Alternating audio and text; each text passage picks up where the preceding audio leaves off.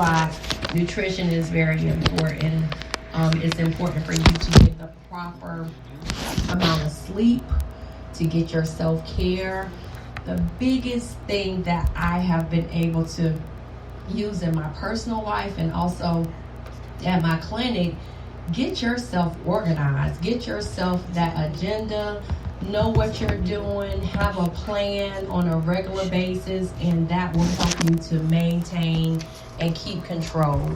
So we have a special guest today. Every week we have individual and group sessions at my clinic, and right now we're doing some dynamic holistic work where we're incorporating holistic interventions with people that have chose to come in with our training program, or people that have chosen to come in, with our therapy component of our practice, and we've just had great results. And so what I've learned, a lot of the conversations that we're having in reference to mental health is really geared towards, the minority community, having the conversation in the African American community, and not just like having the conversation, but really talking about practical tools that you can use. Because I know a lot of times, people can make recommendations and say, oh, you should do this or you should do that. But at the end of the day, when you are at home and you really need some action to be manifest, some action to take place, it's still very difficult to do that. And so in my practice, that's one of the things that we are really, really like pushing and focusing on. We want to get people involved virtually, or they can, come into the practice as individuals, groups, and families. And we want to get people that action-driven RX, that action-driven outcomes and strategies that they need to be able to thrive and just to keep going and to keep themselves energized so that they can reach their biggest potential. So some of the things, we'll talk more in weeks to come, but some of the things that we incorporate in our holistic, person-centered program in reference to dealing with mental health is like aromatherapies, which is like essential oils. We do mindful meditations, which is a great intervention. We've had great results from that. Exercise such as Pilates and yoga and meditation. Of course, your nutrition and your diet is key. A lot of times we don't realize, but again, back to that gut, that heart, and that mind. So nutrition and diet is key.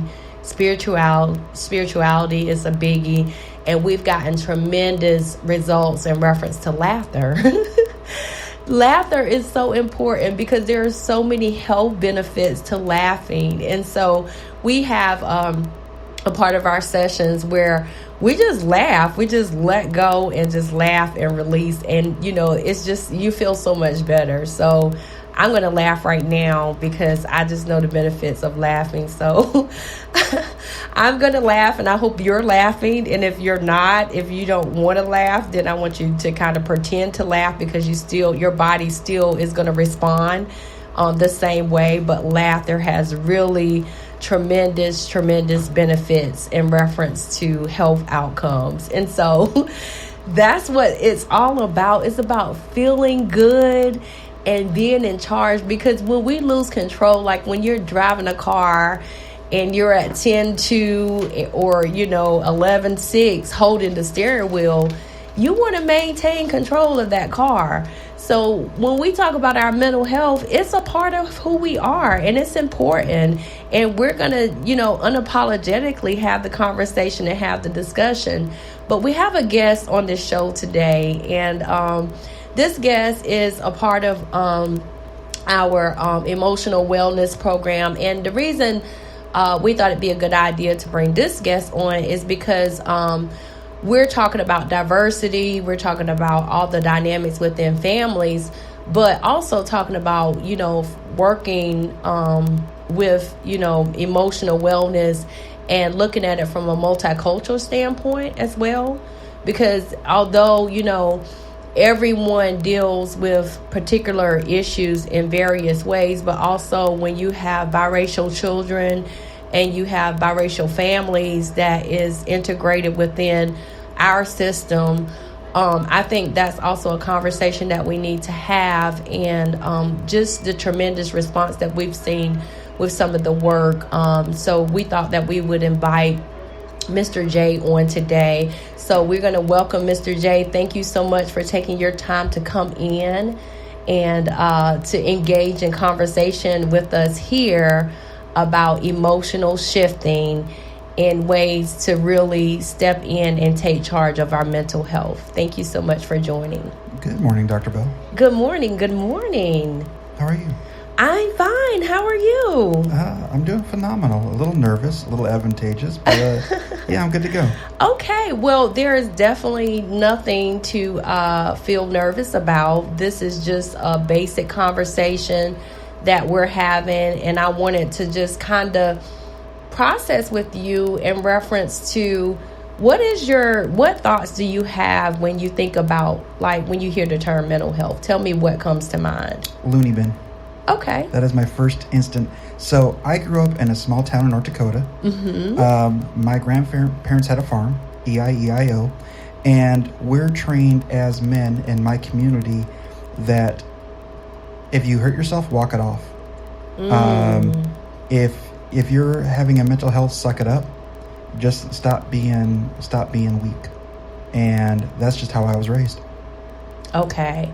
So in other words, you're saying, when it comes to feelings and emotions, like that's kind of how they feelings. Okay. Yeah. So did they actually use the term mental health with you, or did they say, did they speak more from the standpoint of the actual emotion and the feeling that you were able to demonstrate and how they wanted you to respond to it? Or did they just come out and say mental health? 1980s North Dakota? Oh, sweetie, we didn't have mental health. Okay. So that's what I wanted to kind of get clarity on, because, today we are starting to have more conversations using the term today mental health, because that's what it is, mental wellness.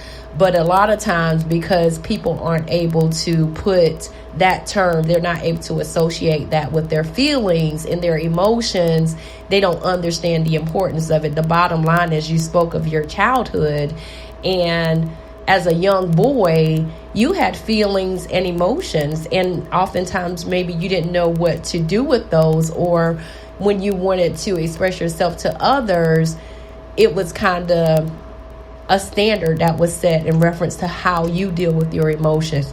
And so that is, that's an important factor for people just to understand, even our children. And that's why we work with children, adults, and families, because this thing it's a 360, it's a circle. Sure. So in your feelings 360 is about talking about feelings, emotions, and processing that from a family system standpoint, from an individual standpoint, and also from a person-centered standpoint. So thank you so much for sharing. So let's talk about... And I was a Marine, so I'll go down the rabbit hole.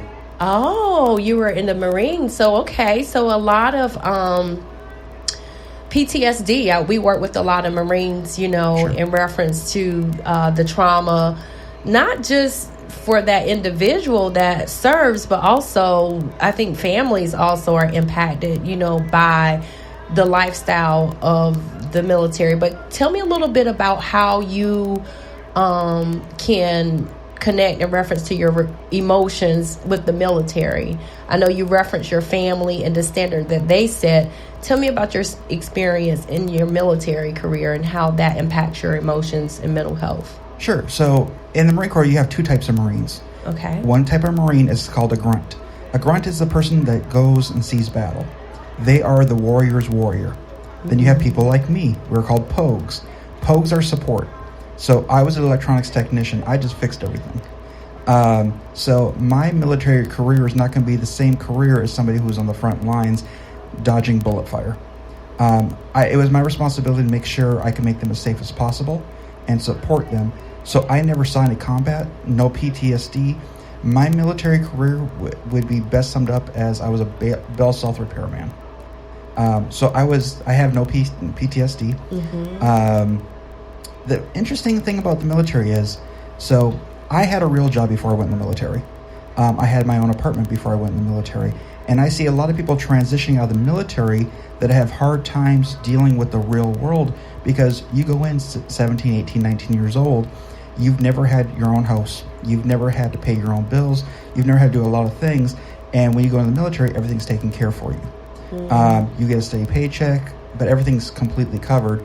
And when people first come out, they have a very hard time transitioning into the real world, because now they're older in life and have never had to deal with any of these situations. I think it'd be better if we didn't enlist in 17, 18, 19. We actually wait till we're 21, 22 and have lived a little first. Okay. I think that would take care of a lot of the stuff, or have different things and programs in place to help people transition better. Okay.